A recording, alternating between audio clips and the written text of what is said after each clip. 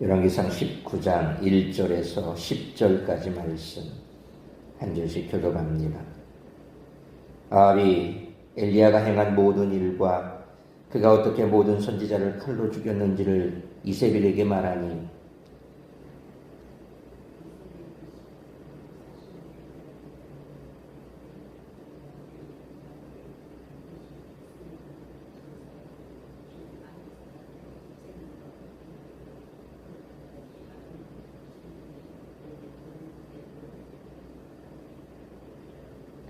그가 이 형편을 보고 일어나 자기의 생명을 위해 도망하여 유다에 속한 브엘세바에 이르러 자기의 사환을 그곳에 머물게 하고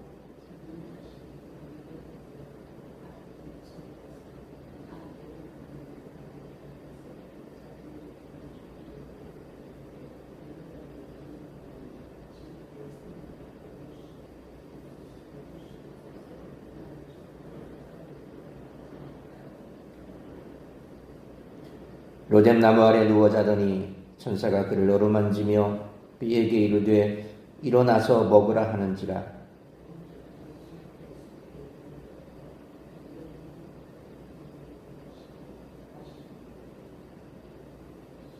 여호와의 천사가 또 다시 와서 어루만지며 이르되 일어나 먹으라. 내 갈 길을 다 가지 못할까 하노라 하는지라.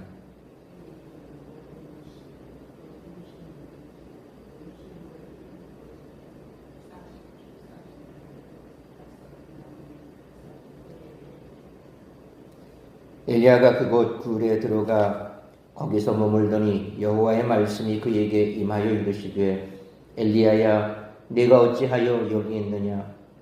그가 대답하되 내가 만군의 하나님 여호와께 열심히 유별하오니 이는 이스라엘 자손이 주의 언약을 버리고 주의 제단을 헐며 칼로 주의 선지자들을 죽였음이오며 오직 나만 남았거늘 그들이 내 생명을 찾아 빼앗으려 하나이다. 아멘.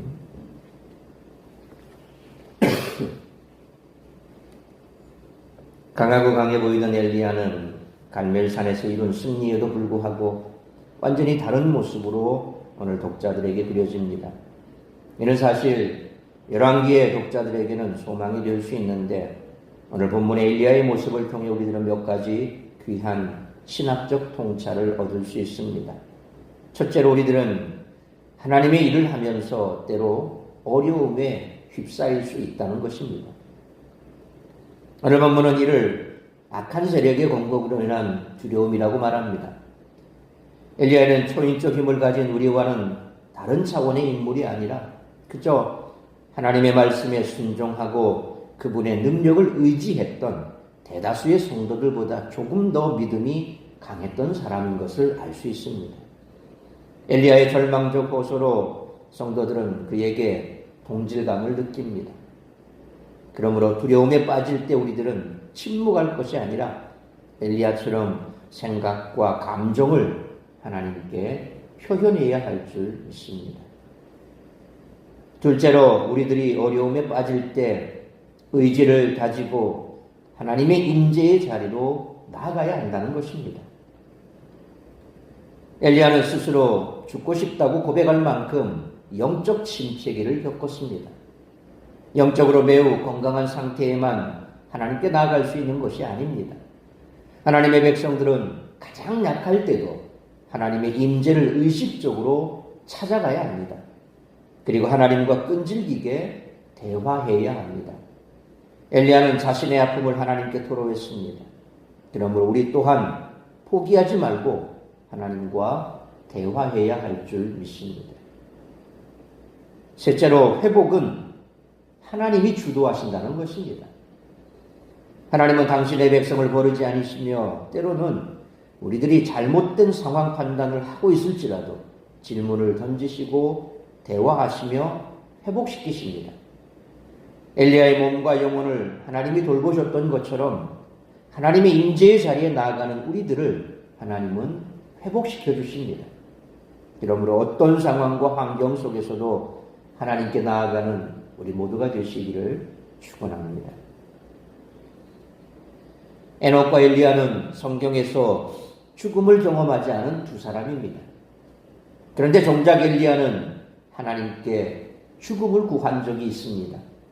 열왕기 저자는 그의 영적 침체를 소설하며 신앙인이 지금껏 하나님이 베푸신 은혜의 역사를 기억하는 것이 얼마나 중요한 것인가를 보여주고 있습니다. 따라서 이와 같은 오늘 본문의 말씀을 통해 우리들이 깨달아야 할 것은 첫째로 1절로 4절 말씀처럼 생명의 주인이 누구신지 잊으면 안 된다는 것입니다. 이스라엘 왕은 아합이었지만 실권자는 시돈 공주 이세벨이었습니다. 과거 솔로몬이 성전을 지을 때 백향목과 기술자들을 보내주었던 두로는 시돈의 이웃으로 모두 베니게, 오늘날 역사적으로 페니키아, 이 베니게에 속한 도시입니다.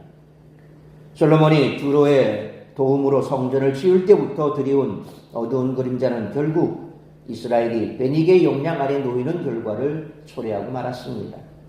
1절로 2절 말씀처럼 이세벨은 여호와 하나님이 행하신 놀라운 역사에 대해 들었음에도 불구하고 엘리야를 죽이겠다고 으름장을 놓습니다. 여기서 네페시, 생명이라는 말이 반복되는데 엘리야는 3절 말씀처럼 자기 생명을 위해 도망하고 또 4절 말씀처럼 로뎀나무 아래서 자기 생명을 거두어 달라며 단식하고 기도합니다. 이러므로 생명을 주신 이가 하나님이심을 알면서도 낙담하면 신앙에 합당하지 못한 모습을 보일 수밖에 없으므로 생명의 주인 되시는 하나님께 모든 것을 맡기고 살아가는 우리 모두가 되시기를 축원합니다. 두 번째로 5절로 8절 말씀처럼 절망과 낙심에 빠졌을 때 과거의 일들을 기억해야 한다는 것입니다. 생명의 주인이시며 엘리야를 사랑하신 하나님은 엘리야에게 과거의 일들을 기억하게 하십니다. 5절로 6절 말씀처럼 천사가 그를 깨워 떡과 물을 먹고 마시게 한 장면은 그가 17장 2절로 16절 말씀처럼 그리 시냇 물을 마시고 까마귀가 가져던 음식을 먹었던 일과 사르밧 과부의 집에서 밀가루가 떨어지지 않고 병의 기름이 마르지 않았던 일을 기억하게 합니다. 또한 하나님은 이스라엘의 역사까지 기억하게 하십니다. 엘리야는 천사가 주는 음식을 먹고 마신 후 그 음식의 힘으로 7절로 8절 말씀처럼 40일을 걸어 이스라엘이 출애굽한 후 하나님과 언약을 맺었던 곳 호렙산, 시내산이지요. 거기에 이릅니다. 여기서 보면 엘리야가 호렙산에 이르렀다라고 되어 있고 그리고 또 거기 굴에 들어갔다라고 되어 있죠. 그래서 오늘날 우리가 시나이 반도, 이집트 땅에 있는 그 시나이 반도의 시내산을 현재 시내산이라고 많은 사람들이 얘기를 하고 거기 모두 성지순례도 가고 그러죠. 그런데 결정적으로 그곳이 시내산이 아닌 증거 가운데 하나가 뭐냐면 바로 엘리야가 머물렀던 굴이 없다는 겁니다. 그러니까 사람들이 역사적으로 추정을 해서 그곳이 시내산이다 그러고 거기에 보면 캐터린 수도원이 있거든요. 그러니까 거기 수도원이 있고 거기에 또 뭐 모세가 또 있던 이 나무가 있다라고 뭐 이렇게 뭐 얘기를 합니다만은 실상 그것은 카톨릭에서 그냥 그렇게 나중에 이스라엘 땅에서 출애굽 경로를 이렇게 찾으면서 이제 그곳에다가 그렇게 급하게 그렇게 지어놓고 그것이 신의 땅이라고 신의산이라고 얘기하지만 실상적으로 이 신의산은 김성학 박사님이 저 장로님이 그렇게 탐색을 하고 또 왓슨이라고 하는 미국의 신학자가 또 탐색했듯이 사우디아라비아에 있는 라우즈산 그 산이 바로 제벨 무사 아람말로 제벨 무사 모세산이다라고 얘기하는 사우디아라비아 땅에 있는 그 라우즈산이 바로 오늘날 시내산의 확률이 가장 높다라고 얘기하는데 김성학 박사님이 거기를 탐색하면서 바로 거기 굴도 있고 그리고 그 라우드산 정상에 보면 새까맣습니다. 다른 산들은 다 허벌판, 흔히 아랍 지역에 보이는 방향한 산, 황토색 산 그러는데 그 정상만 보면 새까맣게 되어 있어요. 그건 뭐냐면 우리가 이 출애굽 과정을 읽어보고 그리고 그곳에 보면 모세가 십계명을 받을 때 그 산에 밤새도록 40주야가 구름에 가려있고 번개가 치고 천둥이 치고 그렇다 그랬거든요. 불타는 것처럼. 그랬다고 그러는데 정말 거기만 새까맣게 되어 있어요. 그리고 거기에 보면 옆에 호렙이라고 하는 산이 있는데 거기 굴이 있고, 그러니까 오늘날 바로 이 우리가 열왕기 상에도 나와 있는 것처럼 엘리야가 그 호렙산 굴에 들어갔다라고 하는 여기에서 결정적으로 또 찾을 수가 있습니다. 어쨌든 엘리야는 그렇게 40주야를 걸어서 호렙산 시내산에 이르게 됩니다. 이는 과거 그 조상들이 만나를 먹으며 하나님과 언약을 맺고 40년 동안 광야에서 생활했던 역사를 떠오르게 하는 대목입니다. 하나님은 그가 지금까지 지내온 것, 그리고 그 민족의 역사마저 모두 당신의 은혜였음을 상기시키심으로써 회복의 역사를 일으키십니다. 그러므로 절망과 낙심에 빠졌을 때 지금까지 이곳까지 나를 인도하신 하나님의 손길을 기억하고 다시 일어설 수 있는 우리 모두가 되시기를 축원합니다. 세 번째로 9절로 10절 말씀처럼 하나님의 은혜를 기억하고 사명을 회복해야 한다는 것입니다.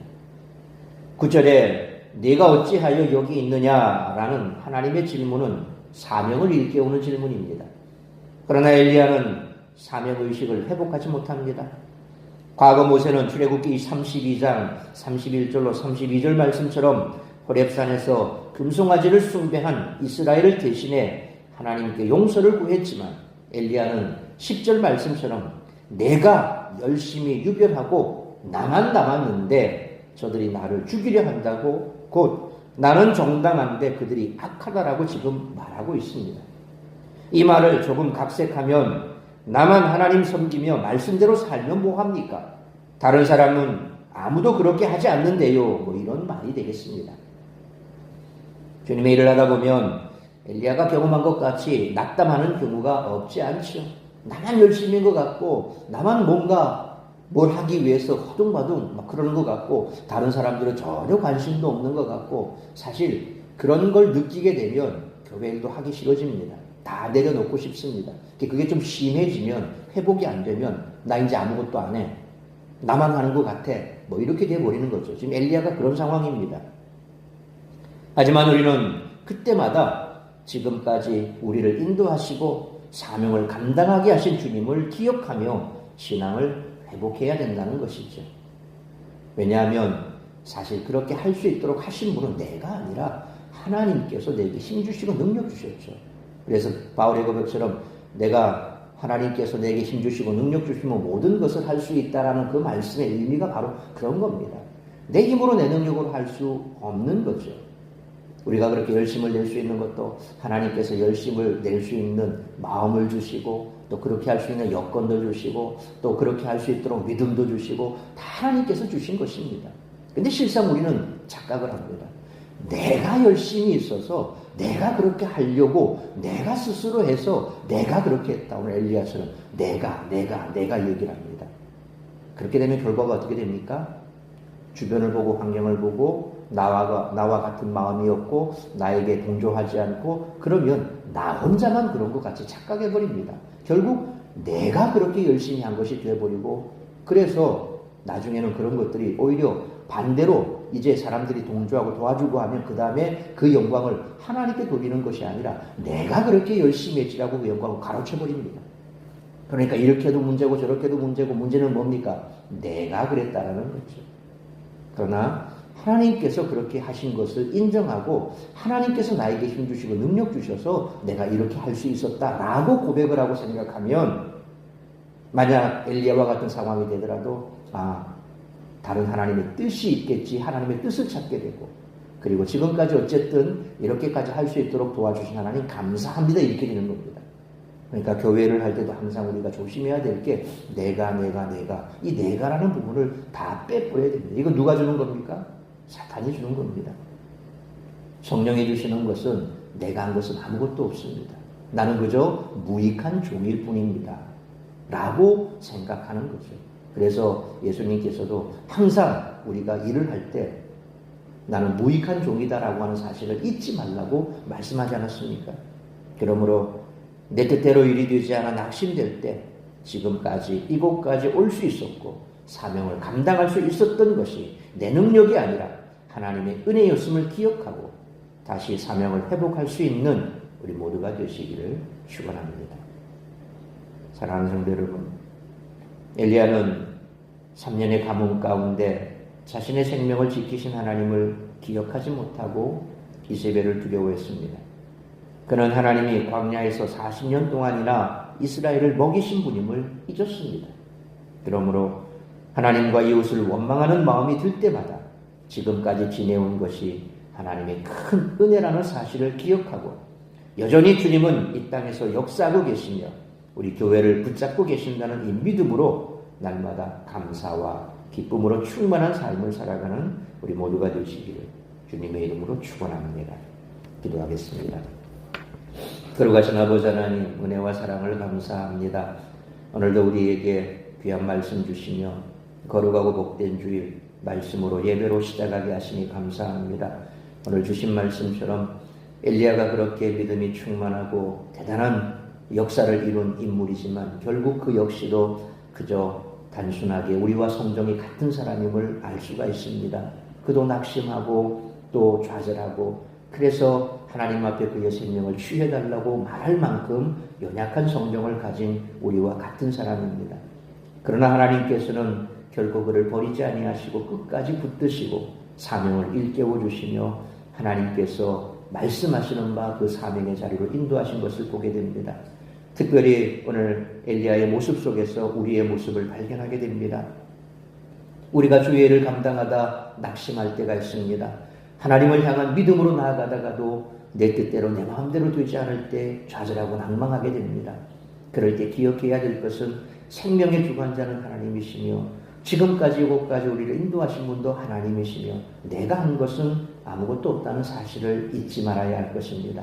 항상 내가 전면에 나서면 결국 그것 때문에 문제가 커지고 그것 때문에 좌절하고 낙심하게 됩니다. 내가 한 것이 없고 하나님께서 전적으로 하신 것을 인정하며 우리 인생의 주관자가 하나님이심을 인정할 때 그때서 우리는 하나님께서 지금까지 하신 일들을 기억할 수 있고 지금 당장 내 뜻대로 내 마음대로 되지 않는다 할지라도 그것 가운데 하나님께서 계속해서 우리를 인도하시고 또한 하나님의 뜻이 있음을 바라보고 믿게 될 것입니다. 다시 한번 오늘 우리가 지금까지 지내온 것이 다 하나님의 은혜인 줄 믿습니다. 특별히 이제 내일부터 추석 명절이 시작이 됩니다.